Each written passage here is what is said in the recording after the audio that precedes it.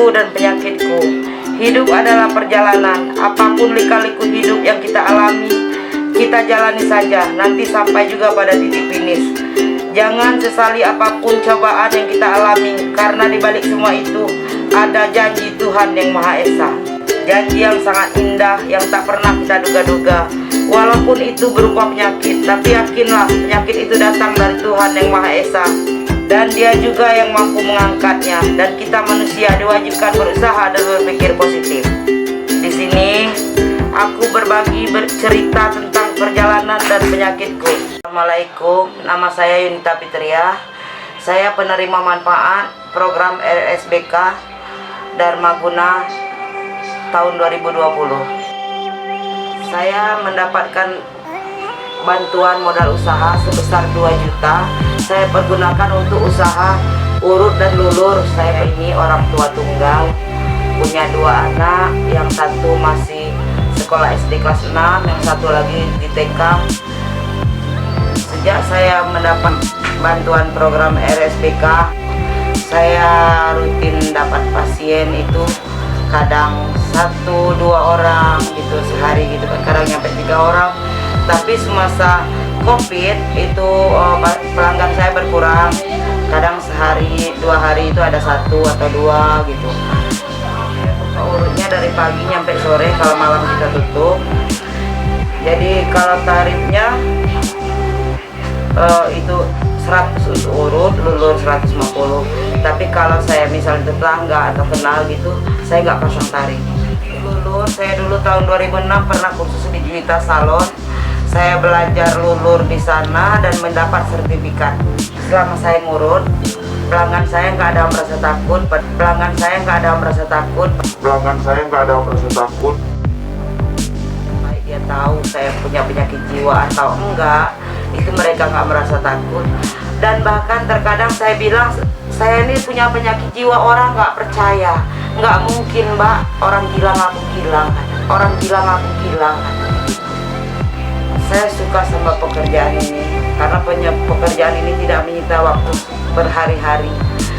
Karena mengurut itu kan paling 1 jam, kalau lulur kan paling paketnya 2 jam gitu kan.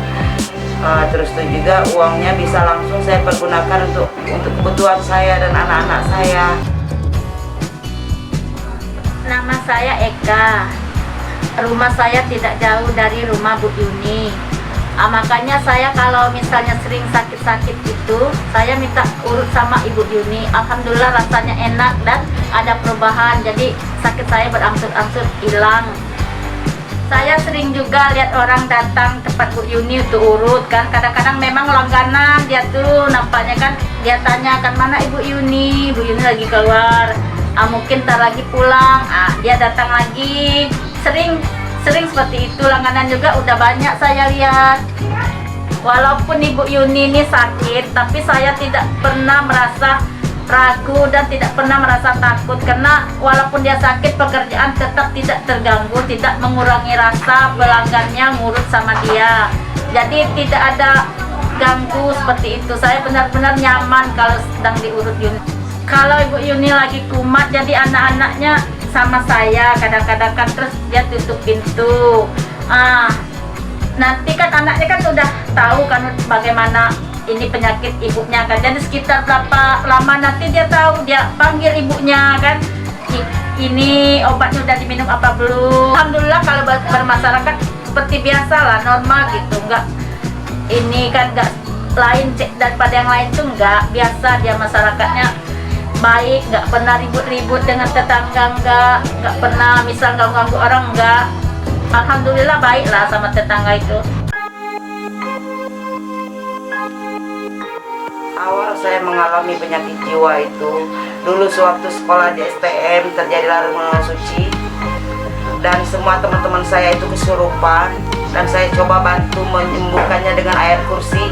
Alhamdulillah sembuh. Tapi setelah seminggu kemudian, maka saya yang sakit dan akhirnya 40 hari saya kesurupan panjang. Sembuhnya penyakit saya itu nggak pada saat itu, beberapa tahun kemudian. Saya menikah tahun 2002, 2004 baru saya sakit. Akhirnya saya dirawat di rumah sakit jiwa Bengkulu. Sembuh, saya menikah Dan dalam pernikahan saya mendapat kekerasan fisik dan seksual. Setelah sembuh, setelah berobat di Rumah Sakit Jiwa Bengkulu, saya merantau ke Singapura dan kambuh di sana dan dikembalikan ke Indonesia dan pulang berobat di Rumah Sakit Jiwa Pekanbaru. Alhamdulillah semenjak itu saya nggak ada lagi mengalami kekambuhan karena saya rutin berobat ke Rumah Sakit Jiwa dan saya berusaha untuk positive thinking, karena apapun dalam perjalanan hidup ini kita harus positive thinking. Tanpa positive thinking dan juga tanpa keinginan untuk sembuh, kita nggak akan sembuh. Percuma juga keluarga minta kita untuk minum obat kalau kita nggak mau minum obat. Percuma juga tetangga bilang minum obat biar kamu sembuh, kalau kita nggak ada keinginan untuk sembuh itu nggak bakalan sembuh. Jadi saya berpikir kesembuhan dari diri sendiri, kesembuhan dari diri sendiri. Dan saya menulis kisah hidup saya, kisah penyakit saya di dalam buku ini, Aku dan Penyakitku. Ini saya tulis sendiri dan diketik oleh Ibu Wanti dari Balai Dharmaguna. Sejak saya mendapat bantuan program RSBK, akhirnya saya punya pekerjaan dan punya penghasilan dan bisa menyekolahkan kedua anak saya.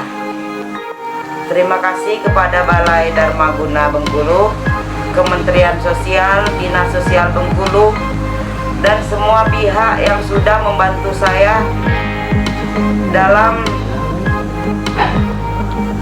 penyembuhan diri saya dan juga pemulihan ekonomi keluarga saya. Assalamualaikum warahmatullahi wabarakatuh. Perkenalkan, nama saya Darwanti, seorang pengurus sosial pertama di Balai Rehabilitasi Sosial Penyandang Disabilitas Dharmaguna di Bengkulu.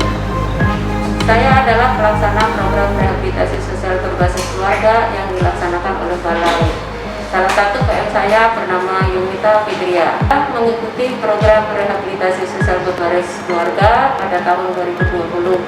Dari program tersebut, dia mendapatkan bantuan kemandirian sebanyak 2 juta rupiah.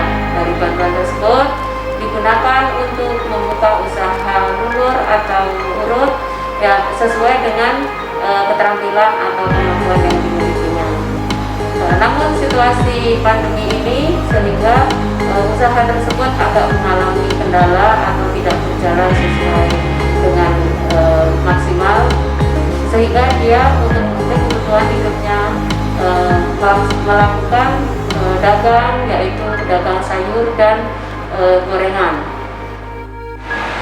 Selama mengikuti program rehabilitasi sosial berbasis keluarga, Yunita perkembangannya sangat bagus sehingga dia dapat menyelesaikan penulisan buku biografinya yang berjudul Aku dan Penyakitku.